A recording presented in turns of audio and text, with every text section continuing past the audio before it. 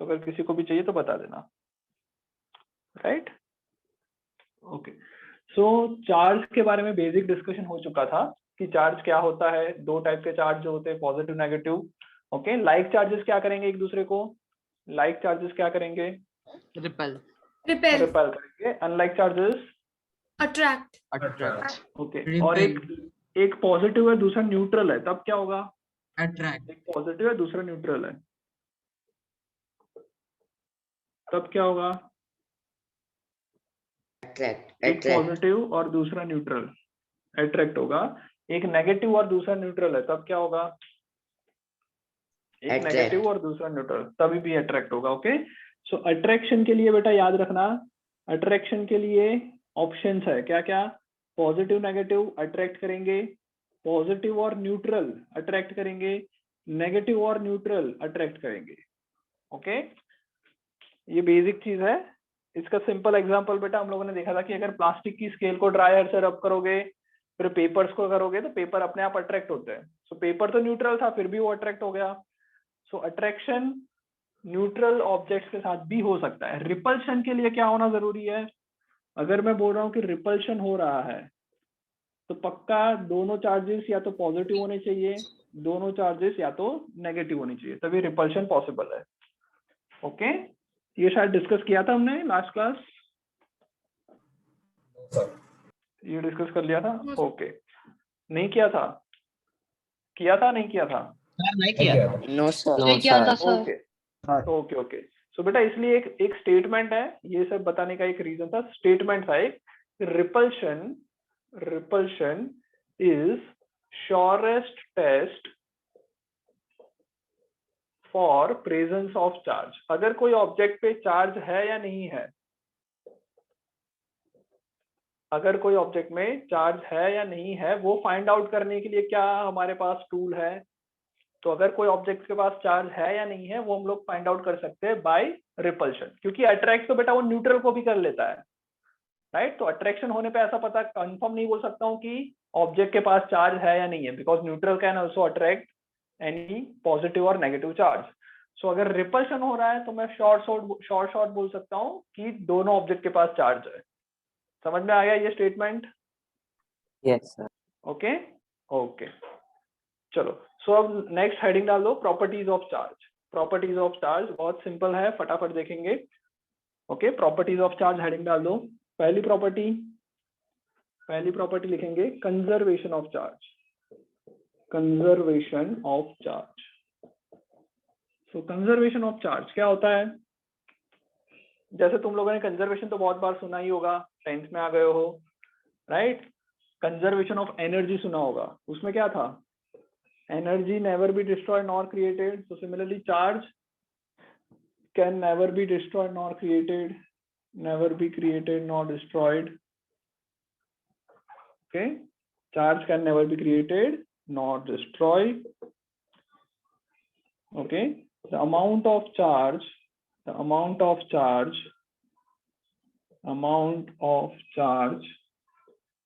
remains constant, लिखते जाना साथ साथ, constant before and after any reaction,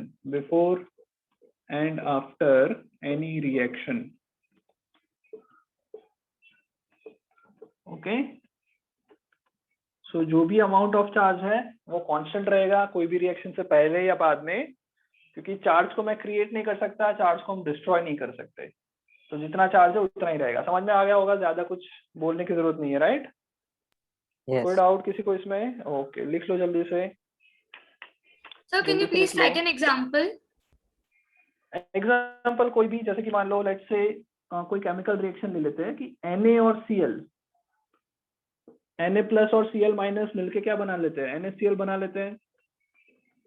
सो इसके अंदर मैं क्या बोल सकता हूँ, Na के पास देखोगे तो Na प्लस होता है और Cl माइनस होता है, दो आयन से मान लो।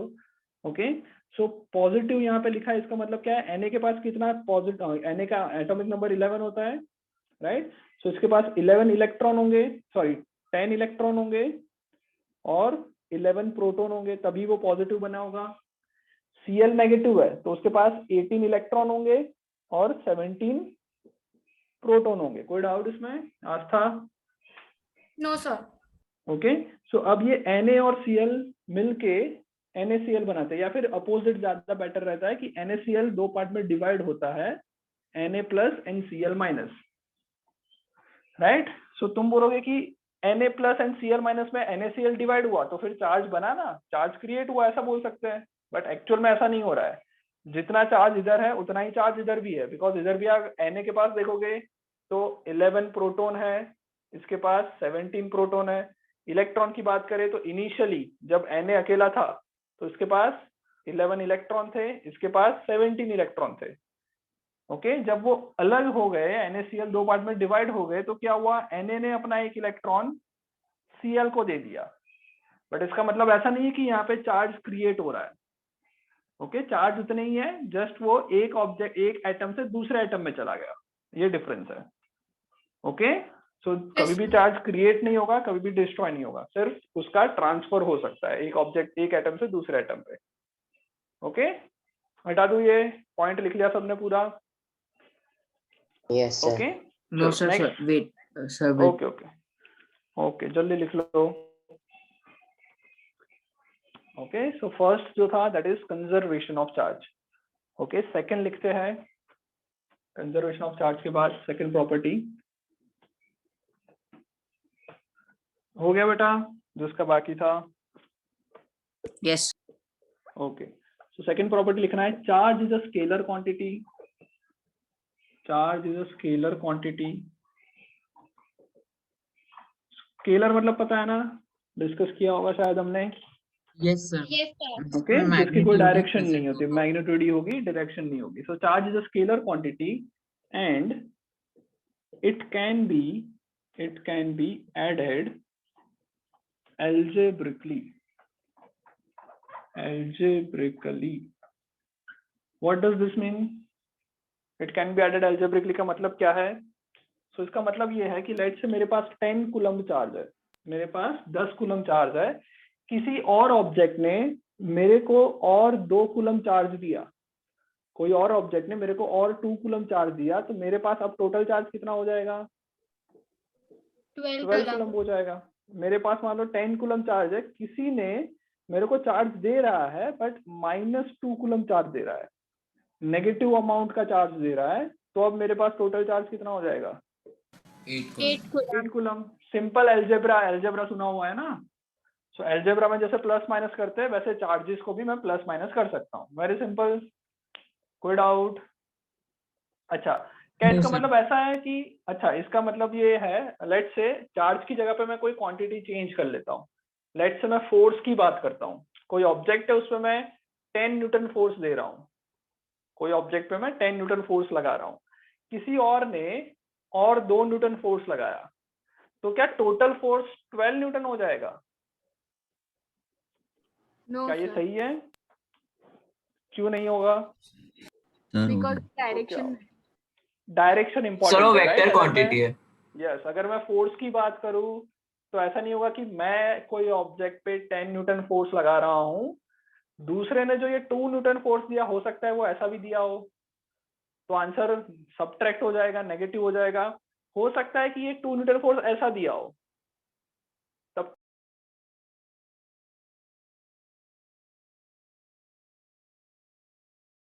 Sir, you are muted.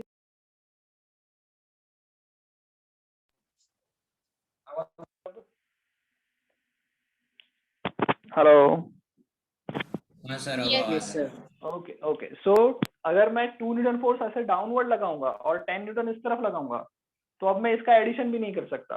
Okay, इसका आंसर ना तो 12 होगा ना तो 8 होगा, कुछ अलग ही हो सकता है। तो इसको हम लोग, वेक्टर है तो डायरेक्शन इंपॉर्टेंट है और नॉर्मल एडिशन नहीं कर सकते। ओके, चार्ज स्केलर है, उसको हम नॉर्मल अलजेब्रा से ऐड कर सकते हैं। अच्छा, तो क्या हर एक स्केलर क्वांटिटी को अलजेब्रिकली ऐड कर सकते हैं? क्या every scalar quantity algebraically add होती है? Excuse me, जैसे sir. मैं, यस बोलो। Sir, actually your video is rotated 90 degrees. Okay okay okay, एक मिनट। अच्छा हुआ बता दिया, अब सही है? Yes, sir. Yes, sir. Yes, sir. Okay okay, चलो बताओ बेटा, क्या हर एक स्केलर क्वांटिटी को अलजेब्रिकली ऐड हो सकती है? जैसे मैं बोल रहा हूँ कि मेरे को 5 मिनट सोना Yes, है, sir. और 5 मिनट के बाद मम्मी को मैंने और बोल दिया कि मेरे को और 5 मिनट सोना है, तो टोटल 10 मिनट मैं सोया। क्या ये सही है? Yes, sir. 10 minute Yes, extra sir. सोया, Yes, sir. सही है। अच्छा, तो इसका मतलब ऐसा हुआ कि every scalar quantity can be added algebraically. क्या इसका मतलब ये हुआ Yes, sir. कि मान लो मेरे पास Yes, sir. प्रेजेंट मास है 60 केजी, मैंने 10 केजी की एक और बैग उठा ली, तो टोटल मेरे पास 70 केजी मेरा वेट हो गया, मास हो गया। ये भी सही है, एल्जेब्रिकली Yes, ऐड कर सकता हूँ मैं। तो क्या हर एक स्केलर क्वांटिटी को ऐसा कर सकते हैं? हर एक सर स्केलर वेट क्वांटिटी को तो ऐसा ऐड कर वेक्टर सकते हैं? क्वांटिटी है ना? वेट नहीं बेटा, मास लिखा है ना, केजी है, kg is in mass, weight is a scalar और उसका यूनिट न्यूटन होता है। Okay sir. Okay, yes. हाँ बताओ भाई, तो क्या हर एक स्केलर क्वांटिटी को ऐसे ऐड कर सकते हैं? सोच के बताओ। अरे यार कोई सोच ही नहीं रहा है, Yes, sir. सोचो। हर Yes, एक sir. को कर सकते हैं. नहीं पक्का? सर, हर एक हाँ, कोई एक स्टूडेंट बोला, कौन बोला? तनुष बोला, तुम तनुष बोले? माधवेश। यस। हाँ, कौन बोल रहा है? सर माधवेश। माधवेश। यस, माधवेश बताओ, कौन सी ऐसी क्वांटिटी है जो स्केलर है पर एल्जेब्रिकली ऐड नहीं कर सकते, मतलब 10 + 10 20 नहीं होगा? कौन सी ऐसी क्वांटिटी है? आधा ही सोचा है माधवेश ने। Okay, Temperature? Temperature, very good Aastha. अगर मैं ऐसा बोलूं कि एक ऑब्जेक्ट है जिसके पास 20 डिग्री का टेम्परेचर है, दूसरा कोई ऑब्जेक्ट है जिसके पास 30 डिग्री टेम्परेचर है, दोनों को मैं ऐड कर दूं तो 50 डिग्री का हो जाएगा क्या? नहीं होगा। No, sir. ओके, कुछ अलग हो जाएगा। सो बेटा हर एक स्केलर को मैं एल्जेब्रिकली ऐड नहीं कर सकता। ओके, ये याद रखना है। But charge is a quantity which can added algebraically. Charge में मैं ऐसा कर सकता हूँ। कोई डाउट इसमें? हटा दो नहीं, इसको। कोई डाउट? चलो आगे बढ़े। ओके, सो ये लिख लिया सबने? ये लिख लिया? Yes, sir. Yes, sir. Yes, sir. चलो ओके, नेक्स्ट लिखते हैं। नेक्स्ट बहुत इंपॉर्टेंट है, quantization of charge. Quantization of charge, next लिखो। Third property, quantization of charge. Quantization of charge. Yes, कोई बता सकता है what is quantization of charge? किसी को कुछ बताना है? क्वांटाइजेशन ऑफ चार्ज क्या होगा? हेलो, आवाज आ रही है मेरी? हाँ, sir. हाँ सर. हाँ तो यार, हाँ ना कुछ तो बोला करो, मुझे कैसे पता चलेगा? क्वांटाइजेशन ऑफ चार्ज कोई बता सकता है? Charge की quantity? नहीं नहीं नहीं नहीं, कुछ क्वांटिटी से रिलेटेड है, बट इसमें मैं चलो हिंट देता हूँ। क्वांटा का मतलब होता है स्मॉल पैकेट। क्वांटा का मतलब होता है स्मॉल पैकेट। तो क्वांटाइजेशन ऑफ चार्ज क्या क्या बता सकते हैं इसके बारे में? बताओ, कुछ भी गैस करो, कोई प्रॉब्लम नहीं, ऐसे ही सीखने को चार्ज मिलता है। को छोटे छोटे टुकड़ों में बांटना। चार्ज को छोटे छोटे टुकड़ों में बांटना, ओके। और सर चार्ज फ्री रोम करता है क्या? क्या बोल रहे हो बेटा? सर चार्ज फ्री रोम होती है क्या? क्या क्या चार्ज? सर चार्ज मतलब ऐसा फ्री रोम मतलब घूमते रहता है क्या? नहीं नहीं, घूमने को मैं कहाँ बोल रहा हूँ, मैंने कहाँ बोला चार्ज घूम रहा है? मैंने ऐसा क्या बोला कि चार्ज घूम रहे हैं? मैंने तो सिर्फ लिखा क्वांटाइजेशन का मतलब, उसमें जो क्वांटा होता है उसका मतलब होता है स्मॉल पैकेट। तो इससे क्या समझ में आना है? Sir, चलो मैं बता quantization दो। of charge implies that charge can assume only certain discrete values. Okay, Krish very good. Krishna ने बताया, किसने बोला? कृष बोल रहा था।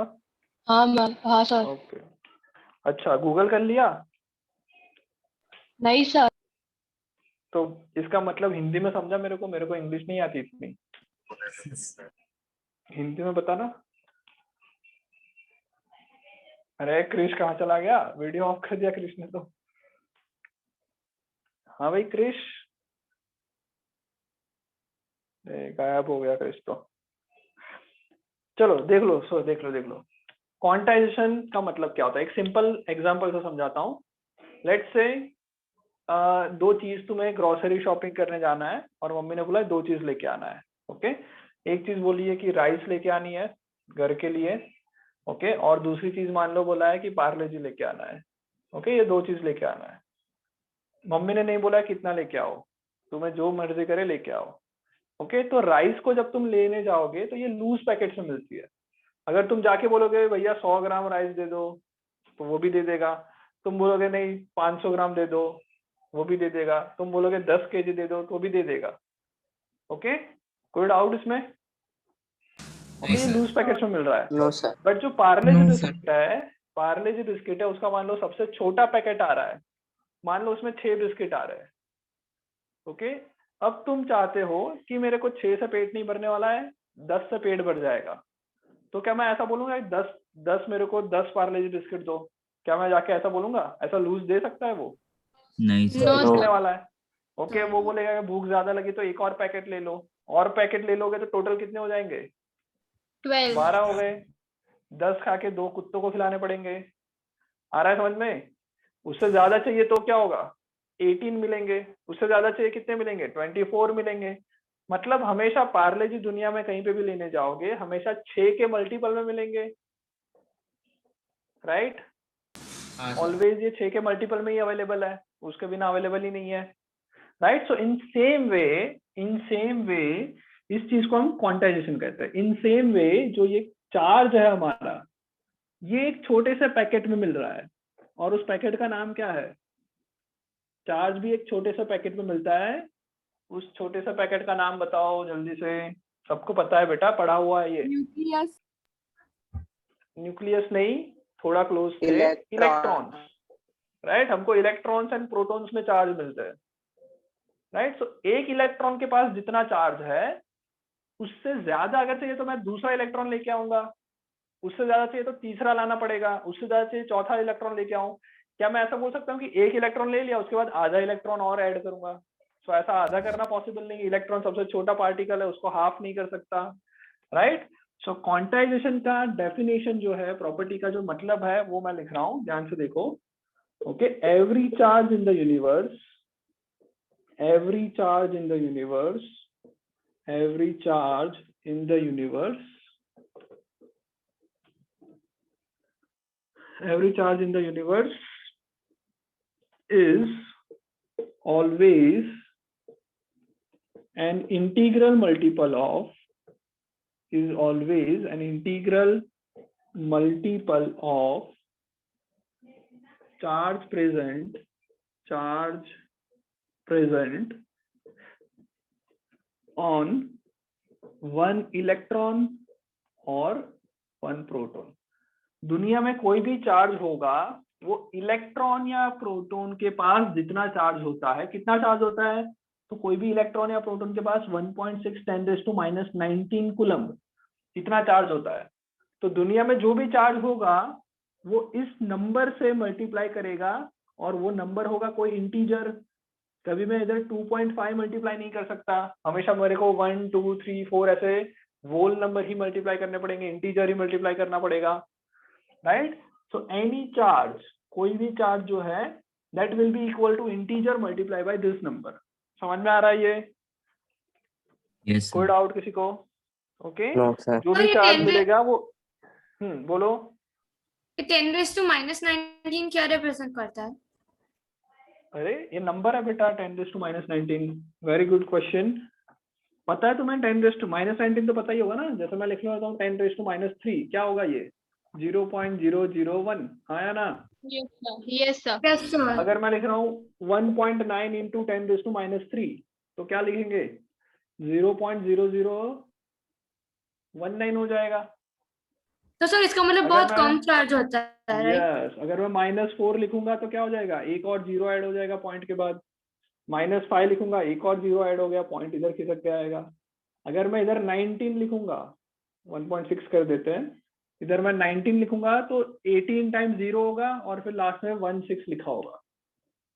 आया समझ में? तो इतना छोटा चार्ज है। एक इलेक्ट्रॉन के पास जो चार्ज है वो बहुत ही ज्यादा छोटा सा चार्ज है। कोई डाउट? ओके तो दुनिया में जो चार्ज मिलेगा वो हमेशा इस नंबर का इंटीग्रल मल्टीपल, जैसे पार्ले जी हमको 6 के मल्टीपल में मिलते थे, ओके 6, 12, 18, 24 इस तरह से मिलते थे। Similarly any charge in the universe will be multiple of this particular number 1.6 into 10⁻⁻19 इसके मल्टीपल में चार्ज मिलेगा। कोई doubt? No sir. No sir. Okay और ये जो चीज है इससे हमारा एक फॉर्मूला बनता है, वेरी इंपॉर्टेंट फॉर्मूला। चार्ज को हम रिप्रेजेंट करते हैं क्यू से। This will be is equals to N E, Q is equals to N E. This is very important formula. N मतलब क्या है? एन मतलब कोई भी integer, okay number of electrons या फिर प्रोटॉन्स लिख सकते हैं, और मैं बोल सकता हूँ कि ये कोई भी इंटीजर होगा, राइट। ई क्या है?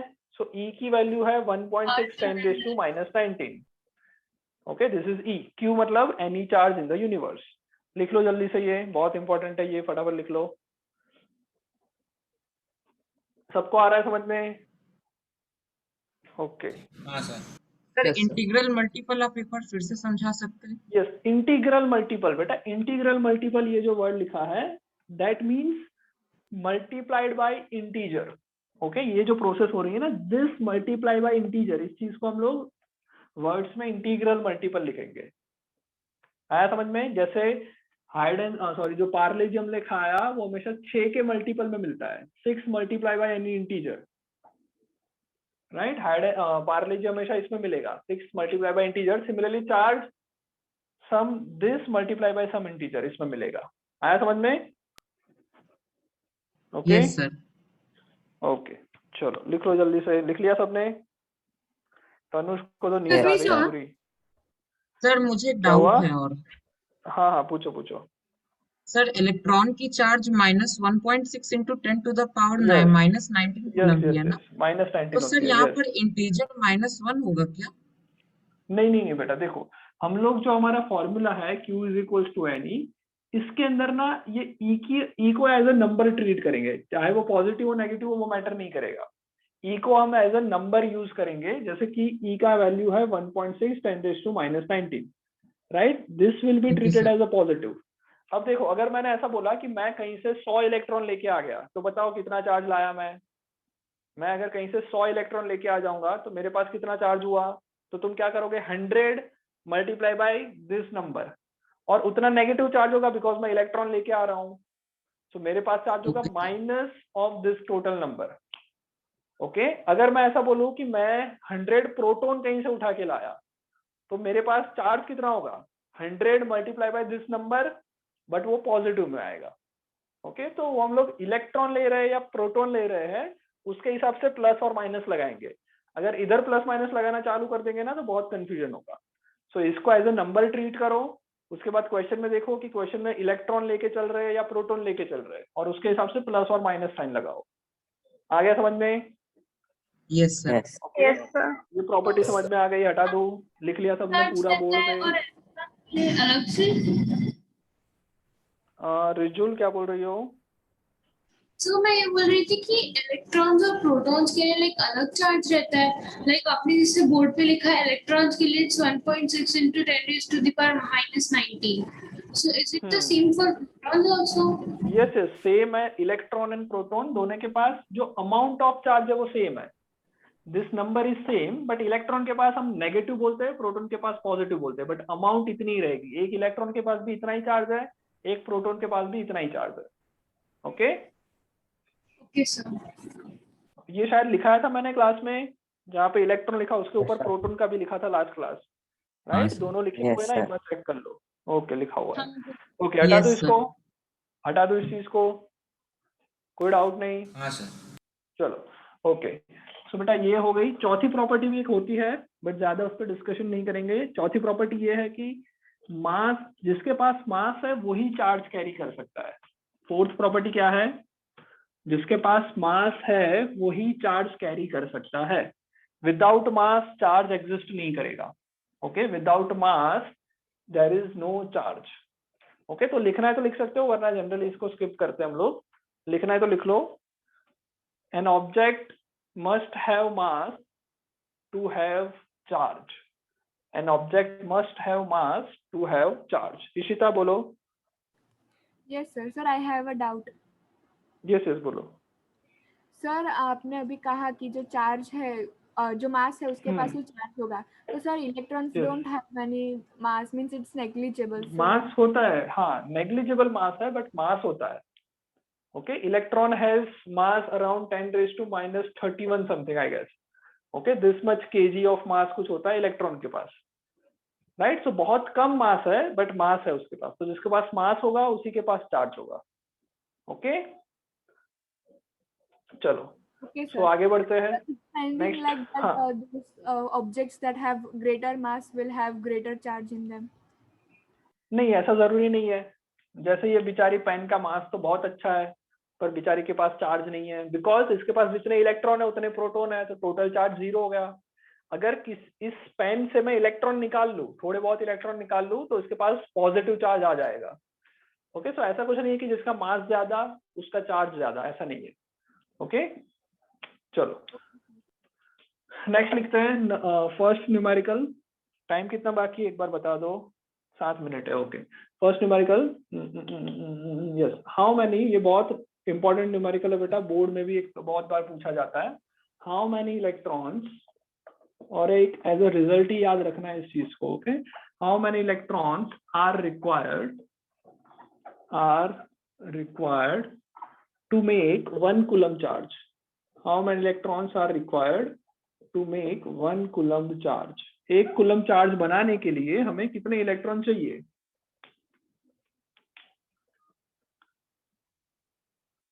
क्रिश, आवाज नहीं आ रहा तुम्हारा। क्रिश कहाँ चला गया? क्रिश, क्लास में हो तुम? क्रिश, यस। आयुषी बताओ। Sir, can you please repeat the fourth property? 4 property, yes. First property थी कंजर्वेशन ऑफ चार्ज, मतलब तुमने लिखा हुआ है ना, सिर्फ चेक कर रहे हाँ हो। सर, सिर्फ फोर्थ Okay. प्रॉपर्टी जानना है। यस यस, फर्स्ट थी कंजर्वेशन ऑफ चार्ज, सेकंड था charge is a scalar quantity, it can be added algebraically, third था क्वांटाइजेशन ऑफ चार्ज, फोर्थ था if an object has a mass then only it can have charge. Okay, इस तरह से मैंने property लिखाई थी। Yes sir. Okay या चलो, सो इसका आंसर आया किसी का? How many electrons are required to make 1 coulomb charge. अभी जो हमने एक फॉर्मूला पढ़ा उसी के ऊपर बेस्ड है ये।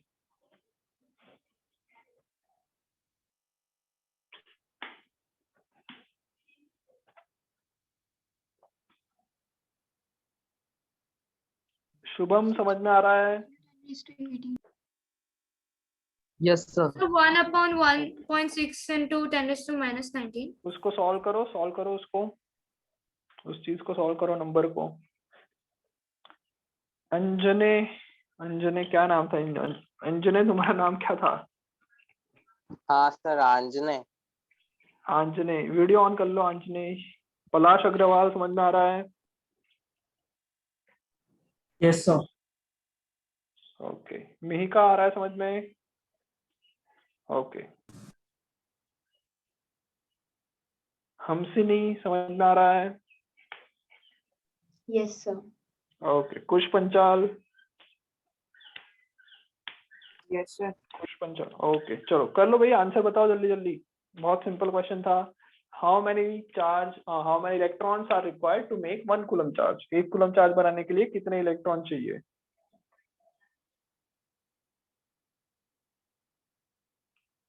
तो वैसे देखा जाए तो बहुत सिंपल है।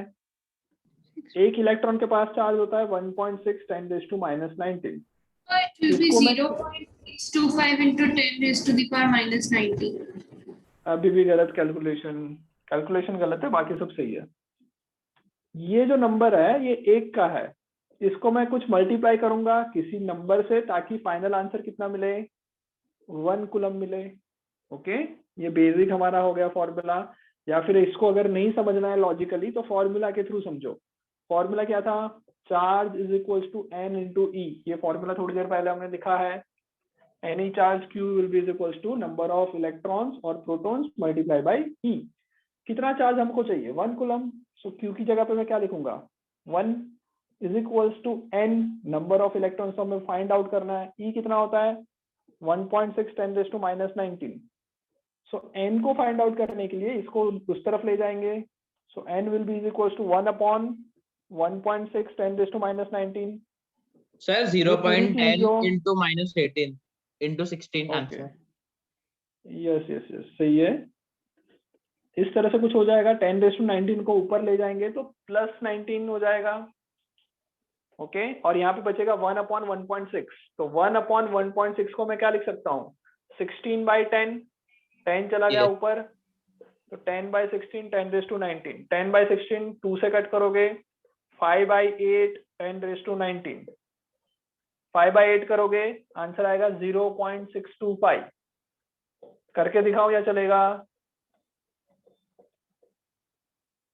सो 6.25 10⁻⁹ को एक और इधर कर दिया तो यहाँ आएगा 18 सो 6.25 into 10⁻18 this much electron are required to make only 1 coulomb charge। आया समझ में? कोई डाउट? नो सर एक बार डाउट फिर से समझा सकते हैं? क्या चीज बताओ एक बार आप? फिर से एक्सप्लेन कर दीजिए प्लीज। यस देखो बेटा हमको क्या क्वेश्चन समझ में आया 1 कूलम चार्ज बनाना था। So Q is equal to any formula लगाया टोटल चार्ज हमको दे रखा है 1 कूलम तो Q की जगह पे 1 लिख लिया। N की वैल्यू में फाइंड करनी है E की वैल्यू पता है ये 1.6 10⁻⁹ ओके इस पूरे टर्म को उस तरफ ले जाएंगे तो डिवीजन में चला जाएगा तो N की वैल्यू आ जाएगी 1 divided by this value 1.6 into 10⁻⁹ -19 है इसको ऊपर ले लेंगे तो प्लस हो जाएगा तो 1 into 10⁻⁹ डिवाइडेड बाय 1.6 1.6 को लिख सकता हूँ 16/10 10 वापस ऊपर चला जाएगा 10/16 into 10⁻⁹ 2 से कट करेंगे 5/8 आएगा 5/8 को मैं अलग से कर लेता हूँ चलो देख ही लेते हैं अंदर आएगा 5 यहाँ पे आएगा 8 क्या करेंगे 0 लेना पड़ेगा ओके 50 तो 8 6 48 2 बचा 28 2 16 है तो 4 बचा 40 8 5 40 तो ये जो पूरी टर्म है उसकी वैल्यू आई 0.625 लिख ली इंटू 10⁻⁹ 10 को एक बार बाहर निकाल दिया तो 6.25 10⁻⁸ आंसर आया। कोई डाउट? Thank you. ओके अच्छा ये n जो है वो हमेशा इंटीजर होना चाहिए n ऑलवेज भी इंटीजर तो ये वैल्यू इंटीजर है या इंटीजर नहीं है ये फ्रैक्शन है या इंटीजर है? सर इंटीजर है या फ्रैक्शन है? इंटीजर इंटीजर है राइट ओके क्योंकि लास्ट क्लास में मेरे से किसी ने क्वेश्चन पूछा था कि सर आप बोल रहे थे कि n तो इंटीजर होना चाहिए तो आपने फ्रैक्शन लिखा है तो बेटा पूरी वैल्यू पढ़ो 6.25 सिर्फ इतना लिखा होता तो फ्रैक्शन होता 10⁻⁸ मतलब इसको 0 को मल्टीप्लाई करेंगे तो आंसर क्या आएगा 6250000 चलता जाएगा सो फाइनली एक इंटीजर आ रहा है। ओके चलो लास्ट 1 मिनट है एग्जाम वाला होमवर्क बेटा रहेगा DPP1 मॉड्यूल की DPP1 होमवर्क में रहेगा व्हाट्सएप पे मैं सेंड कर दूंगा don't worry. DPP1 page number 3 is your homework 4 numericals are there. Okay bye bye bye sir Bye, sir. Bye, Bye, sir. sir. Thank you, sir. Bye, sir. Bye bye bye bye.